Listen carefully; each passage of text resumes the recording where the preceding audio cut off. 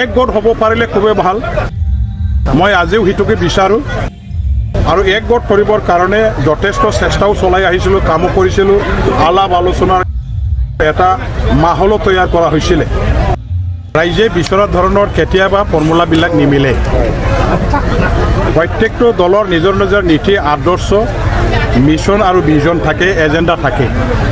আৰু এইবিলাক agenda, mission, vision, অবজেক্টিভটো লৈ পেলাই দলবিলাকে কাম কৰাৰ কাৰণে কিছুমান ক্ষেত্ৰত ৰাজনৈতিক দলবিলাকৰ মাজত ৰাইজে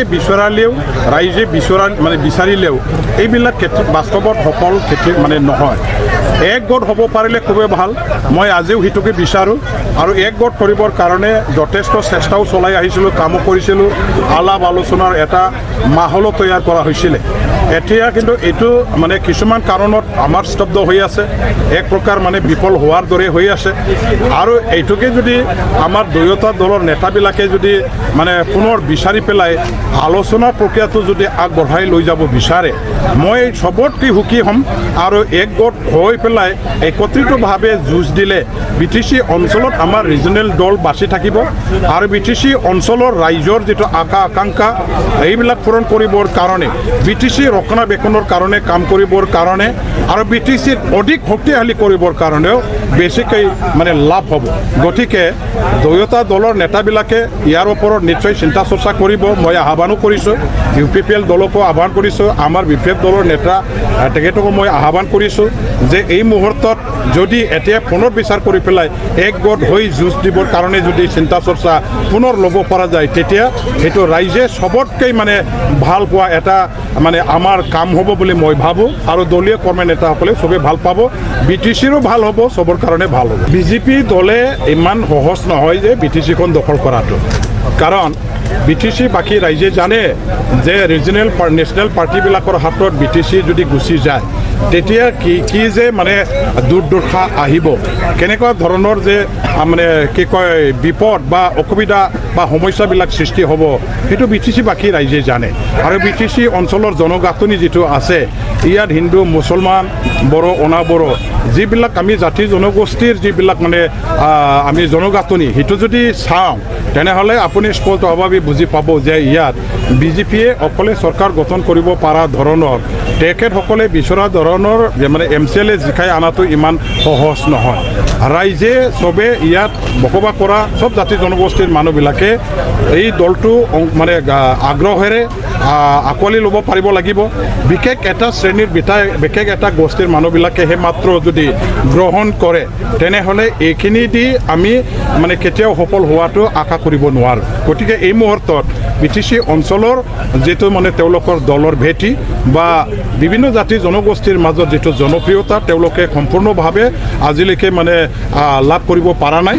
আৰু জাতি জনগোষ্ঠীৰ মাজত এতিয়ালৈকে তেখেতসকলক সদস্যৰে গ্ৰহণ কৰা এই ৰাজনীতিক পৰ্যায়টো এতিয়ালৈকে অহা নাই। ইয়াৰ কাৰণে ইমান সম্ভৱ নহয় যে তেওঁলোকৰ ফালৰ পৰা এবজলুট মেজৰিটি লৈ পেলাই BTC গঠন কৰিব, তেনেকুৱা ধৰণৰ সম্ভাৱনা মই দেখা নাই।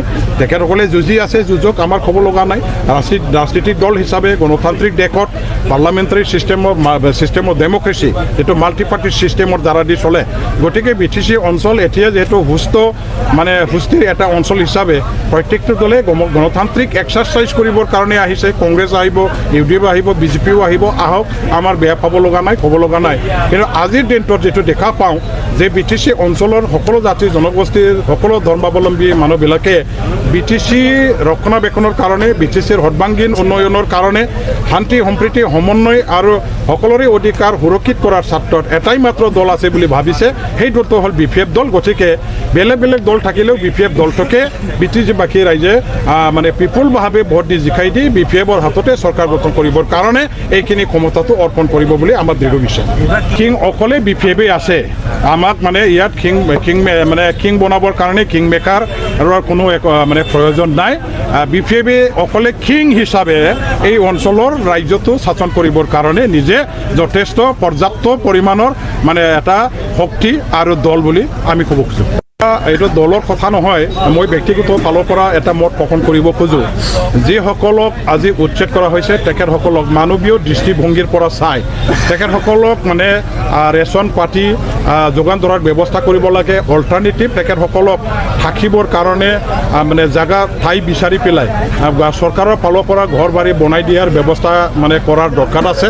গতিকে আমি কোনো প্ৰকাৰে কোনো জাতিৰ প্ৰতি অন্যায় অত্যাচাৰ বা এই ধৰণৰ মানে শোষণ দমন কৰাটো কেতিয়াও ভাৰত ৰাষ্ট্ৰখনত মানে এইটো হোৱাটো কেতিয়াও আমি ছাপোৰ্ট কৰিব নোৱাৰোঁ। গতিকে উচ্ছেদিত ৰাইজ এইসকল আমাৰ বৈধ নাগৰিক হয় না নহয়, ইয়াৰ মানে চিনাক্তকৰণৰ প্ৰক্ৰিয়া নিশ্চয় পিছলৈও চলিব আৰু কোনে ক'ৰ পৰা আহিছে নাহিছে ইয়াৰ ওপৰতো চিনাক্তকৰণৰ প্ৰক্ৰিয়া নিশ্চয় চলিব। এই হিচাপে পুনৰ সংস্থাপনৰ ব্যৱস্থা মানে নিশ্চয় সময়ত ইয়াৰো প্ৰক্ৰিয়া আৰম্ভ কৰিব। কিন্তু ইয়াৰ আগতে আপাতত যিবিলাকে গৃহহাৰা হৈ গ'ল, মানে যিসকলৰ মাটি বাৰী ঘৰ বাৰী নাই, থাকিবলৈ খাবলৈ একো নাই, তেখেতসকলক খাবৰ কাৰণে মানে খাদ্য সামগ্ৰী যোগান ধৰক আৰু আপাতত টেম্পৰাৰী এটা ৰিলিফ কেম্প ব্যৱস্থা ইয়াৰ কাৰণে কৰাৰ ব্যৱস্থা কৰিব লাগিব আৰু অল্টাৰনেটিভ লেণ্ড দিয়াৰ ব্যৱস্থা, মাটি বাৰী যোগান ধৰাৰ ব্যৱস্থা চৰকাৰৰ ফালৰ পৰা বিচাৰ বিবেচনা কৰাটো মই বিচাৰোঁ। মই ইয়াৰ কাৰণে চৰকাৰৰ প্ৰতি আহ্বান জনাইছোঁ।